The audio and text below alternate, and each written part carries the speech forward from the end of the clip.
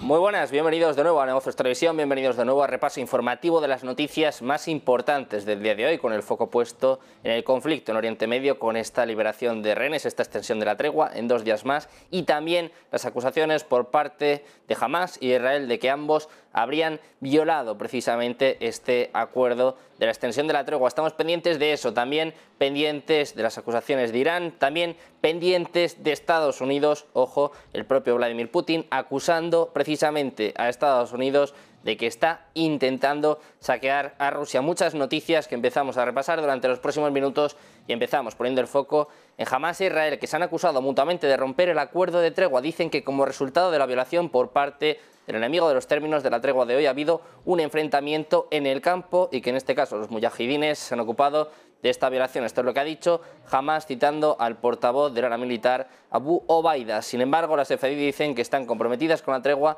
mientras que el enemigo lo esté. Daniel Hagari ha dicho que 3 artefactos explosivos han sido activados en 2 lugares cerca de las fuerzas de las FDI en el norte de Gaza y que contrariamente a los acuerdos del alto el fuego ha sido uno de los casos en los que también se han realizado disparos contra la fuerza. Dice Hagari que como resultado varios combatientes han resultado levemente heridos, pero que han podido responder disparando contra el origen de estos disparos. En ambos casos, dice Hagari que las fuerzas de las FDI se han mantenido dentro de la línea de alto al fuego acordadas. Seguimos con el foco puesto en esta extensión de la tregua con el director de la CIA, William Burns, que ha llegado hoy a Qatar para reunirse secretamente con el jefe del espionaje de Israel, con el jefe de la Mossad y con el primer ministro de Qatar con el objetivo de negociar un acuerdo expansivo entre Israel y Hamás, según empiezan a apuntar algunas fuentes del Washington Post. Burns está presionando para que Hamás e Israel amplíen el enfoque de sus actuales negociaciones sobre rehenes. Hasta ahora estaban limitadas a mujeres y niños, pero podrían abarcar también la liberación de hombres y de personal militar. También el propio jefe de la CIA está buscando una pausa más larga de varios días en los combates, teniendo en cuenta la exigencia israelí de que Hamás libere al menos a 10 personas por cada día de interrupción de la guerra. Seguimos con más noticias, ponemos el foco en los ataques que se están sucediendo en las últimas horas con un proyectil israelí que habría impactado este martes por la mañana cerca de la ciudad de Eita al-Shab, en el sur del Líbano, según la agencia de noticias estatal libanesa, precisamente unas horas después de que se extendiera la tregua entre Israel y Hamás, según apunta la agencia Reuters. Eso sí, la tregua no incluía formalmente al Líbano, pero las semanas de bombardeos transfronterizos entre Israel y el grupo armado libanés de Hezbollah habían cesado cuando la tregua entró en vigor por primera vez el viernes pasado. Pendientes de Estados Unidos, que está pidiendo a Israel que tenga mayor cuidado para proteger a los civiles y limitar los daños a la infraestructura si lanza una ofensiva en el sur de Gaza, sobre todo para evitar nuevos desplazamientos que abrumarían los esfuerzos humanitarios. Esto es lo que dicen altos funcionarios estadounidenses, mientras Israel comienza a mirar hacia el sur de Gaza para continuar luchando contra los militantes de Hamás después de una pausa en los combates para liberar a los rehenes. Sin embargo, algunos funcionarios estadounidenses dicen que Israel tiene que tener más cuidado en el sur, donde hay cerca de 2 millones de personas. De hecho, apuntan a que han reforzado esto en un lenguaje muy claro con el gobierno de Israel. Dicen que es muy importante que la conducción de la campaña israelí cuando se desplace hacia el sur se realice de una manera que en la medida de lo posible no esté diseñada para producir un mayor desplazamiento significativo de personas. Pendiente de Estados Unidos y también de Irán, que está avisando de un complot de Israel para promover el belicismo en la región con ataques paralelos contra Siria y contra Gaza. De hecho, le responsabiliza de las posibles consecuencias. Dice Irán que paralelamente a cometer crímenes de guerra y contra la humanidad en la franja de Gaza, Israel estaría buscando causar tensión y promover el belicismo en la región de Asia Occidental, aumentando sus ataques contra la integridad territorial de Siria y apuntando a la infraestructura civil, incluidos los aeropuertos. Esto es lo que ha dicho el portavoz del Ministerio de Asuntos Exteriores iraní, Nasser Kanani, en sus redes sociales. El portavoz iraní ha responsabilizado a Israel de la expansión de cualquier crisis en esta región. El foco puesto de nuevo en Irán, que ha finalizado los acuerdos para la entrega de aviones de combate y helicópteros Sukhoi Su-35 de fabricación rusa. Esto es lo que ha dicho hoy mismo el viceministro de Defensa de Irán a la agencia de noticias iraní Tasnim. Mientras tanto, Teherán y Moscú forjan relaciones militares cada vez más estrechas. Nos lo cuenta, nos lo explica nuestro compañero Javier Luengo.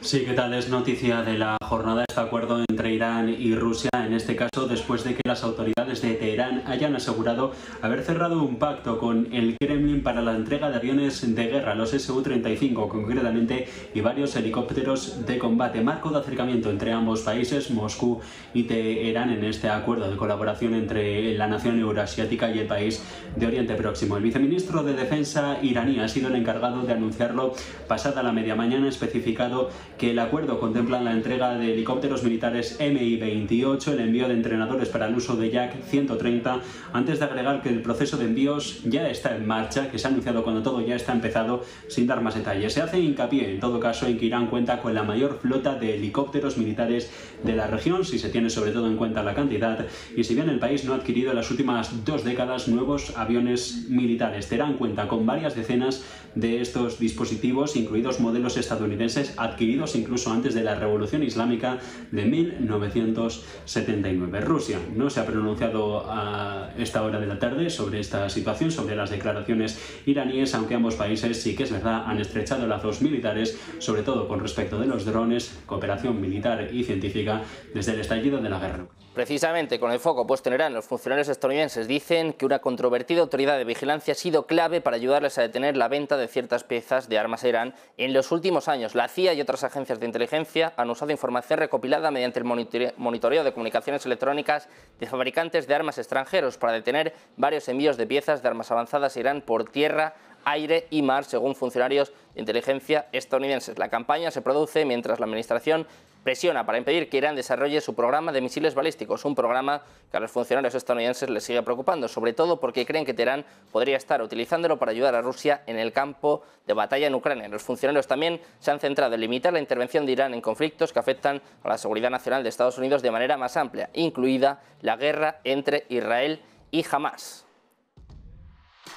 Seguimos hablando de Estados Unidos. El bombardero furtivo B-21 Raider ultrasecreto de la Fuerza Aérea de Estados Unidos ha completado su primer vuelo equipado con capacidades avanzadas de inteligencia artificial, incluida tecnología en la nube y actualizaciones continuas de software. Este momento coincide con el repentino interés de China en las conversaciones entre los gobiernos de Estados Unidos y China sobre la inteligencia artificial y las armas nucleares después de la visita del presidente Xi Jinping en San Francisco. El B-21, un avión furtivo de sexta generación, posee el alcance y el sigilo necesarios para contrarrestar los misiles móviles de China y participar en la disuasión nuclear. El desarrollo desafía la ventaja militar de China, lo que ha provocado conversaciones diplomáticas, ya que las capacidades de inteligencia artificial del B-21 dan a Estados Unidos una ventaja significativa en poder aéreo de largo alcance y también en la guerra electrónica. De Estados Unidos pasamos a hablar de Rusia, del presidente ruso Vladimir Putin, que ha acusado hoy a Occidente de querer desmembrar y saquear Rusia en un mensaje por videoconferencia a los participantes del 25º Concilio Mundial del Pueblo Ruso que se celebraba hoy en Moscú. Dice Putin, ¿qué quieren en realidad en Occidente? En realidad lo que quieren es desmembrar y saquear a Rusia. No les resulta por la fuerza, entonces lo que están haciendo es intentar sembrar el caos. Según Putin, Occidente no necesita en principio un país tan grande y multinacional como Rusia. Escuchamos al presidente ruso, dice, nos quieren dividir. Нужно расчленить и разграбить Россию. Не получается силой, тогда нужно посеять смуту. Хочу подчеркнуть, любое вмешательство извне, провокации с целью вызвать межнациональные или межрелигиозные конфликты мы расцениваем как агрессивные действия. El propio Putin ha dicho que su diversidad y unidad de culturas, tradiciones, lenguas y grupos étnicos no entran en la lógica de los racistas y colonizadores occidentales en su cruel sistema de deshumanización total de división, opresión y explotación.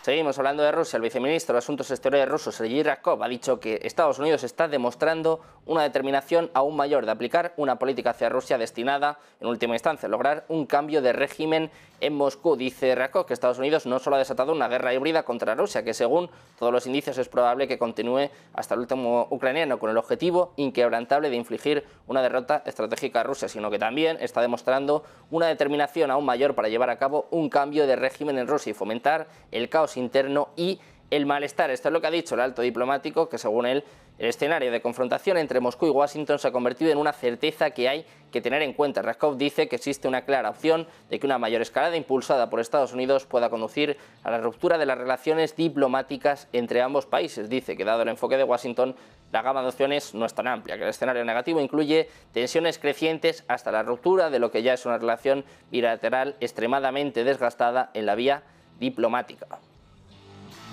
Seguimos hablando de Rusia. Ya hemos informado de que el ministro de Asuntos Exteriores ucraniano, Dmitry Kuleba, había anunciado que quería boicotear la reunión de la Organización para la Seguridad de la Cooperación en Europa, que va a tener lugar en Macedonia del Norte, debido a la decisión de permitir la participación del ministro de Asuntos Exteriores ruso, de Sergei Lavrov. Sin embargo, ahora llegan noticias de que los ministros de Asuntos Exteriores de Lituania, Estonia y Letonia también van a boicotear la reunión de la OSCE en Skopje debido a esta decisión. La asistencia prevista de Lavrov va a brindar a Moscú una oportunidad de propaganda y corre además el peligro de legitimar a la Rusia agresora como miembro legítimo de su comunidad de naciones libres. Esto es lo que están diciendo los ministros de Lituania, Letonia y Estonia, que se oponen y deciden boicotear la reunión de la OSCE en Skopje. Seguimos hablando de Rusia. El primer ministro finlandés, Petteri Orpo, ha dicho hoy que el país va a cerrar toda su frontera con Rusia debido a las preocupaciones sobre la migración. Orpo hizo el anuncio en el día de hoy durante una conferencia de prensa. A Finlandia solo le quedaba abierto un puesto de control fronterizo después de que el gobierno cerrara otros 7 debido a un aumento en las llegadas de inmigrantes de Medio Oriente y de África. Finlandia está acusando a Moscú de conducir a los inmigrantes hacia la frontera finlandesa. De hecho, el grupo de expertos del Instituto para el Estudio de la Guerra describió anteriormente el comportamiento de Moscú sobre este tema como una táctica de guerra híbrida. El ministro del Interior de Finlandia dice que la frontera va a estar cerrada hasta el 13 de diciembre. Sin embargo, el propio Orpo ya ha dicho hace unos días que es consciente de que esta medida no va a servir para nada y además dice que van a seguir llegando inmigrantes a la frontera. Sin embargo, Finlandia toma cartas en el asunto y cierra toda su frontera con Rusia.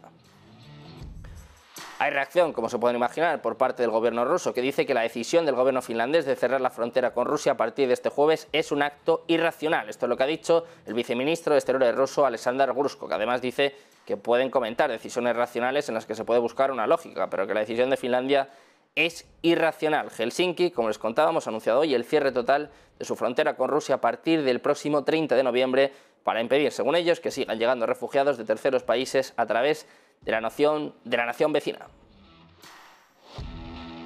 Seguimos con más noticias. Hablamos ahora del secretario general de la OTAN, Jens Stoltenberg, ha afirmado este martes que los aliados de Ucrania tienen la obligación de proporcionarle las armas que necesita para repeler los ataques de Rusia, en un momento en el que el frente en el campo de batalla apenas se mueve. Dice el propio Stoltenberg que es su obligación asegurarse de que van a proporcionar a Ucrania las armas que necesita, porque dice, una vez más, que será una tragedia para Ucrania que gane el presidente ruso Vladimir Putin, pero que también va a ser peligroso para los países de la OTAN. Esto es lo que ha dicho antes de una reunión de ministros de Exteriores de la Alianza. El político noruego ha destacado que de vencer Rusia, el mensaje a todos los líderes autoritarios, no solo en Moscú, sino también en Pekín, sería algo que no se pueden permitir. Escuchamos precisamente al propio Jens Stoltenberg, que eso sí dice que hay que ser cuidadoso con lo que pasa en la guerra de Ucrania.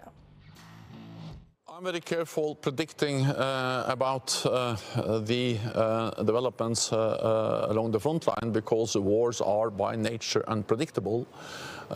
What we have seen is that the courage, the determination, the skill of the Ukrainian armed forces have impressed the whole world, because we need to remember where we started. When this war, when the full-fledged invasion happened last year, we feared, and many experts believed, that Ukraine would collapse within weeks and that Kiev would be under Russian control within days. That did not happen. The Ukrainians have been able to push back the Russian forces in the north, in the east and in the south, and they have liberated around half of the territory that Russia occupied at the beginning. Y con el foco puesto en Ucrania hablamos del nuevo enemigo, y es que el Congreso estadounidense está empezando a temer que si el paquete de ayuda a Ucrania no se acuerda antes de Navidad, ojo, podría posponerse hasta las elecciones presidenciales de noviembre de 2024. Esto es lo que apunta el medio The Economist. La publicación señala que como Donald Trump salga elegido presidente de Estados Unidos, la ayuda a Kiev directamente podría terminar por completo. La fuente de la publicación en el Senado de Estados Unidos afirma que el tiempo corre en contra de los que apoyan a Kiev. De hecho, en Ucrania están empezando a preocuparse de que sin el apoyo de Estados Unidos en Europa podrían perder rápidamente el ánimo. De hecho, una fuente ucraniana afirma que en primavera el flujo de ayuda militar era un río ancho y que en verano era un arroyo, y que ahora es solo una gota de lágrimas. En Kiev empiezan a temer un invierno severo y tienen un nuevo enemigo, la fatiga bélica en Occidente. Seguimos hablando de Ucrania. Hablamos ahora de Mariana Budanova, la esposa del jefe de la inteligencia militar del poderoso Kirilo Budanov, que ha sido hospitalizada hoy después de sufrir un envenenamiento por ingesta de metales pesados, según informa el sitio de noticias ucraniano Babel. Las sustancias detectadas en el cuerpo de Budanova no se utilizan de ninguna manera en las actividades diarias ni en asuntos militares, según afirma este medio. Según las fuentes, las autoridades ucranianas están investigando el incidente como un intento de asesinato. De hecho, el periódico Ukrainska Pravda también ha informado sobre el ataque y añade que Budanova fue probablemente envenenada con la comida. Este periódico además revela que también se ha confirmado el envenenamiento de varios empleados. Seguimos con más noticias. Ponemos el foco en China. Según un informe, estaría tratando de aprovechar su poder de negociación sobre el proyecto emblemático del gasoducto Power of Siberia 2 del presidente ruso Vladimir Putin. Este proyecto tiene como objetivo exportar 50.000 millones de metros cúbicos de gas natural ruso por año desde la península de Yamal, en el noroeste de Siberia, a China a través de Mongolia. Se espera que el actual oleoducto Power of Siberia proporcione 38.000 millones de metros cúbicos al año para 2025. China y Rusia todavía están negociando los precios, entre otras cuestiones relacionadas con el suministro de gas a través del gasoducto. Moscú no ha dado más detalles sobre cuánto costaría el proyecto ni tampoco cómo se financiaría, pero la construcción de este gasoducto probablemente se ralentice a medida que Beijing exija descuentos en el gas e intenta aprovechar su postura negociadora en el proyecto para que Rusia asuma el coste total, según informa South China Morning Post. De China pasamos a hablar de Argentina. El futuro equipo encargado de las relaciones internacionales del gobierno del presidente electo de Argentina, de Javier Milei, contempla seriamente la opción de mantener la inclusión de Argentina en el bloque de los BRICS, aunque eso sí, con una participación pasiva, según recoge el medio argentino TN. Durante la campaña, Milei dejó muy claro su rechazo al ingreso de Argentina en el bloque de los BRICS. De hecho, una inclusión que se va a hacer efectiva a partir del próximo 1 de enero, pero Milei aseguró que planeaba romper los nexos del país con Brasil y con China. Decía: no voy a hacer ningún negocio con ningún comunista, soy un defensor de la libertad, de la paz y de la democracia, y los comunistas no entran ahí. Sin embargo, este replanteamiento del presidente electo respecto al ingreso de Argentina al bloque conformado por Brasil, Rusia, India, China y Sudáfrica se encuadra en el tono moderado en política exterior que el libertario ha estado mostrando desde su elección. No en vano, esta misma semana la posible futura canciller de Milei, Diana Mondino, mantuvo una reunión con el embajador de China en Argentina, Wang Wei, en la que se comprometieron a trabajar de forma conjunta. Precisamente con el foco puesto en los BRICS, en esta posible moneda, hablamos de la moneda que quieren destronar, hablamos del dólar, que viene de capa caída. Un miembro de la Reserva Federal ha hablado de bajadas de tipos y el dólar se ha desplomado. Nos lo va a contar nuestra compañera Marta Vilar. Hoy, al poquito tiempo de empezar la sesión en Wall Street, se ha dado un cambio dentro de los principales índices que amanecían en negativo. Ha hablado Christopher Waller, uno de los principales halcones de la Reserva Federal. ¿Y qué es lo que ha dicho? Ha sugerido incluso que podríamos estar ya, bueno, pues en el final de la subida de tipos de interés y que podría llegar una bajada de tipos, pero no porque haya que salvar a la economía o porque vayamos a entrar en una recesión, sino que la bajada de tipos tiene que llegar para evitar que la política monetaria se convierta o llegue un momento en el que sea demasiado restrictiva o demasiado dura. Es decir, no importaría tanto el estado de la economía, sino realmente el enfoque restrictivo de la Reserva Federal en sus tipos de interés. Ha sido Christopher Waller, como les decía, uno de los principales halcones, y eso ha hecho que Wall Street haya empezado a subir y que, por otro lado, el dólar haya empezado a bajar y el euro a recuperar posiciones también, que eso es lo que lleva haciendo desde hace ya varios días. Hoy el euro incluso ha llegado a tocar los 1,10 dólares. ¿Por qué? Por la debilidad también que está registrando el dólar ahora que los inversores piensan que podría llegar tarde o temprano una bajada de tipos de interés donde, o más bien, mientras tanto, en Europa no precisamente se habla de bajadas de tipos, no se habla en absoluto de eso, no se quiere ni pensar en las bajadas de tipos y se amenaza por parte de Lagarde incluso con que va a haber más subidas próximamente porque puede haber repuntes en la inflación por efectos de base. De ahí las diferencias que hay ahora mismo en el euro-dólar. Euro subiendo 1,10 después de las palabras de Christopher Waller, y la diferencia que hay en la política monetaria de ambos bancos centrales. Uno quizá más enfocado a partir de ahora no en subir tipos sino en bajarlos, y el otro que todavía no sabe cuánto tiempo va a extender esta pausa ni si va a ser una pausa definitiva.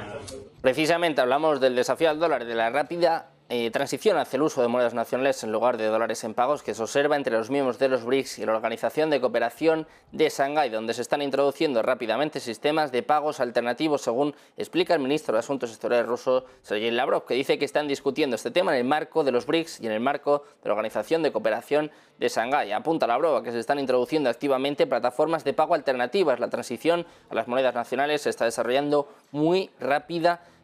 El propio Lavrov dice que ha habido un alejamiento gradual de la dependencia del dólar, de los sistemas de pago y de las cadenas de suministro que Occidente está construyendo. Según sus palabras, en la OCS se están realizando consultas sobre las plataformas de pago comunes, pero no han dado lugar a instrucciones específicas. Dice que está previsto que las recomendaciones de los jefes de los ministerios de Finanzas y de los bancos centrales de los BRICS sobre plataformas de pago alternativas se consideren con miras a tomar algunas decisiones durante la presidencia rusa de los BRICS, que tendrá lugar el próximo año, en 2024. Y terminamos con últimas horas, terminamos poniendo el foco en Amazon, que acaba de anunciar un nuevo chatbot llamado Q para que la gente lo use en el trabajo. Este producto, anunciado en la conferencia Reinvent de Amazon Web Services en Las Vegas, representa el último esfuerzo de Amazon para desafiar a Microsoft y a Google en software de productividad. Se produce un año después de que OpenAI, la startup respaldada por Microsoft, lanzara su chatbot ChatGPT, que ha popularizado la inteligencia artificial generativa para crear texto similar a un humano en respuesta a unas pocas líneas de entrada humana. A un nivel para usuarios empresariales va a costar cerca de $20 por persona al mes, una versión con funciones adicionales para desarrolladores y trabajadores de inteligencia y de tecnología costará cerca de $25 por persona al mes. Copilot para Microsoft 365 y Duet AI para Google Workspace para trabajadores empresariales va a costar $30 por persona cada mes. Inicialmente, Q va a poder ayudar a las personas a comprender las capacidades de Amazon Web Services. De hecho, la gente podrá hablar con él en aplicaciones de comunicación como Salesforce, Slack y las aplicaciones de edición de texto de los desarrolladores de software, según dice el propio director ejecutivo de Amazon Web Services. También va a aparecer en la consola de administración en la línea de Amazon Web Services. Q proporcionará citas de documentos para respaldar también sus respuestas de chat. Como se pueden imaginar, están surgiendo todo tipo de teorías de especulaciones después de que Amazon haya anunciado este nuevo chatbot. Q, precisamente, casualidad o no, tiene exactamente el mismo nombre del proyecto por el que despidieron a Sam Altman, al fundador de OpenAI, también de ChatGPT, hace apenas unas semanas. La inteligencia artificial sigue dando que hablar, en este caso con el nuevo servicio lanzado por parte de Amazon. Seguimos pendientes de todas las noticias empresariales, económicas, geopolíticas, macroeconómicas. Quédense porque enseguida seguimos con más información. Enseguida estamos de vuelta con más noticias en Negocios Televisión.